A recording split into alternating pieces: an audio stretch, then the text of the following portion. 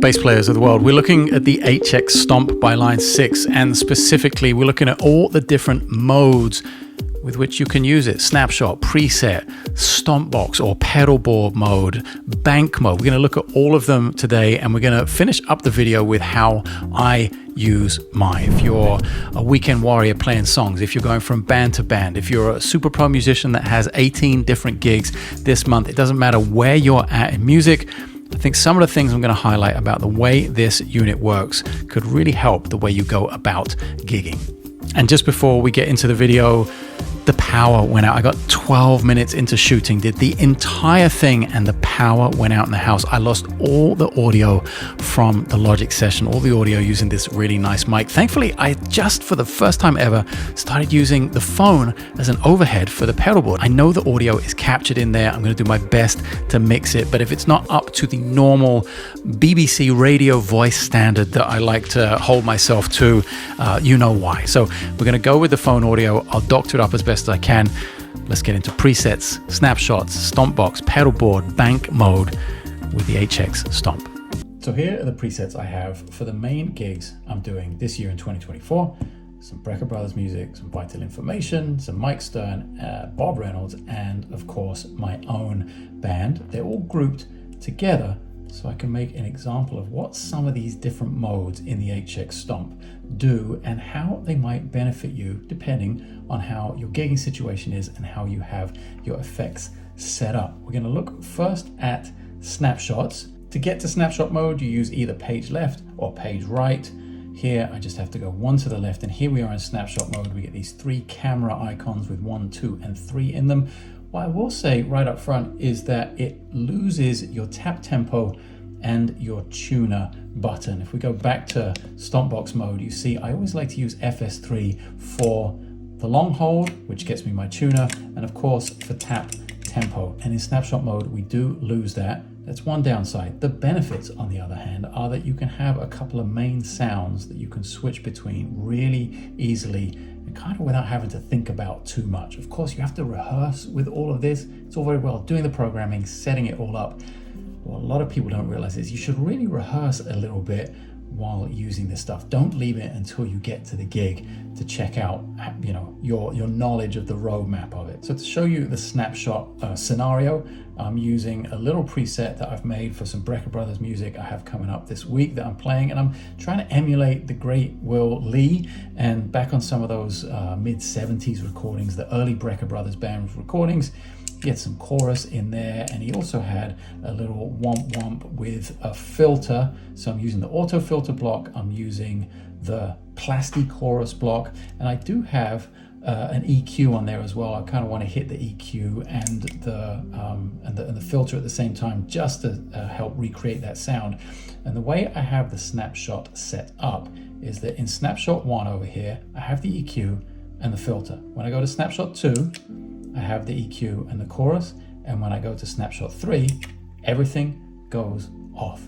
And the way you achieve that is by hitting the home, the view button right up here, and then selecting a snapshot button. I'm going to edit snapshot 2 here, and basically turning on and off the effects you want when that button is engaged. So let's say I wanted to change that. I use the top knob up here between view and action to scroll back and forth along the blocks. I have the option of an EQ, an auto filter, and a chorus. Say I wanted all of them on together on snapshot 2. I'd press that top button to highlight the auto filter. You see how it went from grayed out to being colored in purple.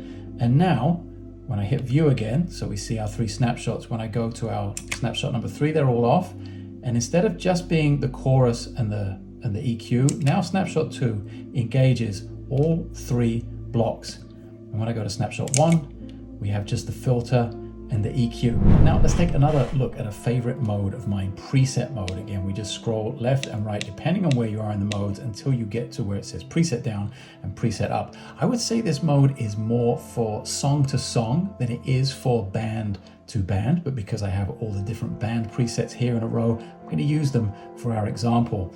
And what I want to highlight is that, say Brecker Brothers was song 1 of the set, Vital Information was song 2, Mike Stern was song 3, Bob Reynolds was song 4, JG Bass Solo was song 5. You've got the first 5 songs of a set here. You can scroll obviously up and down using the buttons and back down again. Now what's really important to understand is when you're using preset up and down to scroll through presets is that when you get to the next preset, you're going to need some blocks engaged. These presets that I'm showing you have none engaged because they're more band presets. But let's say we got to the JG bass solo preset, for instance, and normally I'm in stomp box mode where FS2 puts on an auto swell, FS1 turns on a dynamic hall reverb, for instance. That's more tap dancing, more pedal board stomp box mode. Let's say that's just a preset for a song. When I arrive on that song, let's say I want the auto swell engaged, so I'm going to turn those on. In fact, we'll turn it on like that, and then I want the reverb on at the same time. What I would do then is, once I have those engaged, is press View and Action and save it so that those are engaged when I get to that preset. Then we go back to, by scrolling page left, we go back to our preset up and down mode, go away from that preset, go back down here, and I'll show you scrolling through, and when we get to the JG bass solo, those blocks are now engaged and I can access them right away. Now what that doesn't give you, unfortunately, is the ability to have it as a clean sound, as a pass-through sound when you get to the next preset. So you have to be pretty certain that, maybe you have two presets back to back. One is a verse, one is a chorus, so you're shuffling between the two. Or it's a sound that you're going to use on an entire song. So 38C is your first song of the set, 39A is the next song of the set, and you don't need any variation. Again, it all depends on what your use case is, how you play live, how you structure your sets, and really what you need out of it.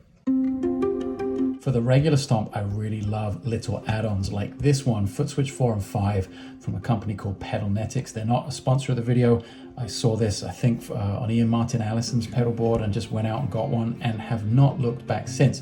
Because having just talked about preset up and down mode, you can kind of have access to that without having to be in the preset up and down mode. When you go over to global settings, and then you want to go over to the little foot switch icon under Footswitches and go to Stomp 4 and rotate that until you see preset up, and then we'll go over to Stomp 5 and go preset down, and we get out of that. So now I have 4 and 5 to go up and down, and I can still access things within each preset using the foot switches on the front. So whether that's a Pedalnetics thing that sits up on the pedal like that, or whether it's just a small MIDI controller that sits somewhere else on the board if you have the space, I definitely consider getting something like that to gain a little more access to the Stomp. There is of course the option of having the Stomp XL. You have access to more buttons, but in terms of maximizing the potential of this little guy right here, I think 2 extra switches goes a long way towards giving you a ton more access to your sounds. There's also the option to use the 3 foot switches along the bottom of the Stomp to access 3 different sounds within one bank. So here I am in bank 39. We have 39A, 39B, and 39C, and those correspond to each of the buttons on the bottom of the Stomp. So if you want to set up 3 different sounds next to each other in the same bank, you can access all of those right here without having to change page. Again, you will have to make sure blocks are engaged within each preset, so that when you do switch them, you actually have access to something. Right now you can see they're all grayed out, and as I switch, nothing is happening in terms of turning on a sound. So you want to make sure, maybe in the vital information patch, I've got one in there, make sure one's on and save it, and I'll go to my next one, the Mike Stern patch.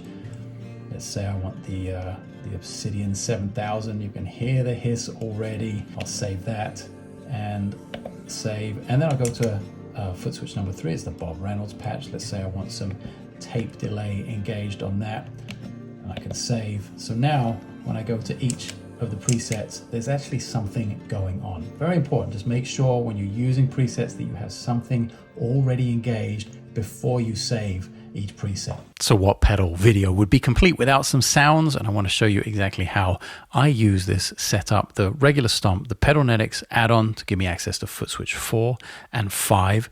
I'm basically in pedal board mode, in Stomp box mode. I have something assigned on Footswitch 2 that gives me access to 2 blocks at the same time. There's no limit to how many blocks you can assign to each Footswitch, and I have 2 dual pitch sounds coming on, 2 dual pitch blocks in a parallel signal path coming on when I hit Footswitch 2 right here. Here's the natural sound of the bass. I get access to this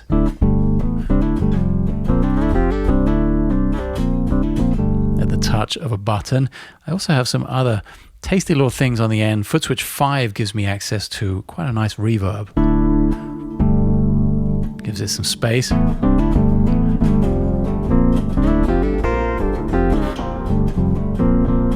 I also have the option to put it all up an octave with a simple pitch 12 half step patch. In the upwards direction right there, I also have something called Retro Reel assigned to Footswitch 4, and it's quite subtle. This is without, and then add. There's a little bit of saturation and warmth. Quite often when I'm playing chordally and I have a little reverb on,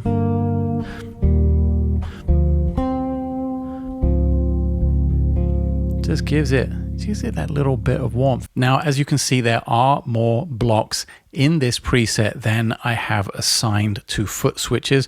I sadly don't have access to all of them in the way this stomp is configured. And it's by choice, it's by design. Some of them, like this Asheville pattern, for instance. In fact, we're going to change the rate of this. Maybe let's put it at an 8th note.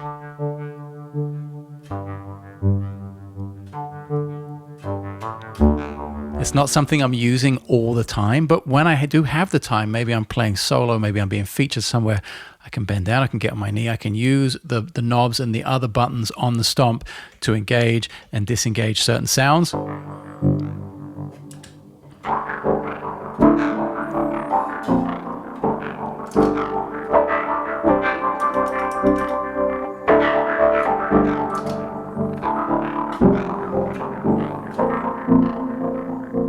And just by having a few extra things in the preset, because I can, because there's space, because the stomp can handle it, I then get access to all these other nice little sounds. There's even a ring mod in there, which if I add in my octave pedal, my external octave pedal, and give it the Jojo Mayer sound,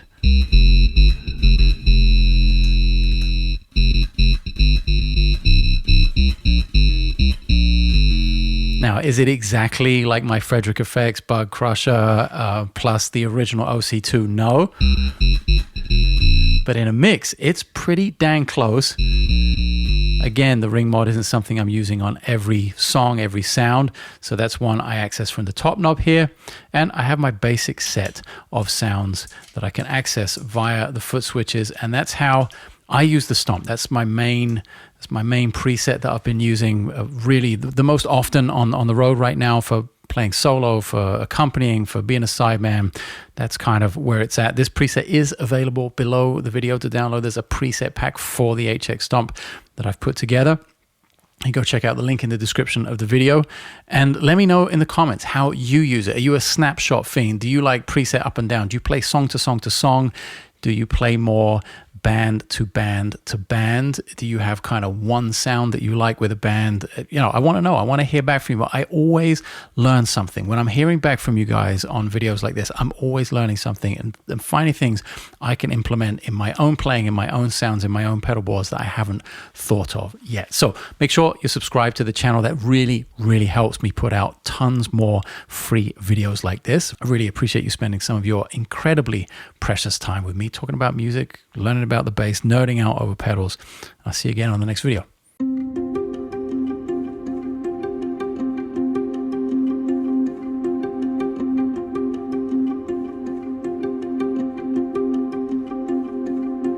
You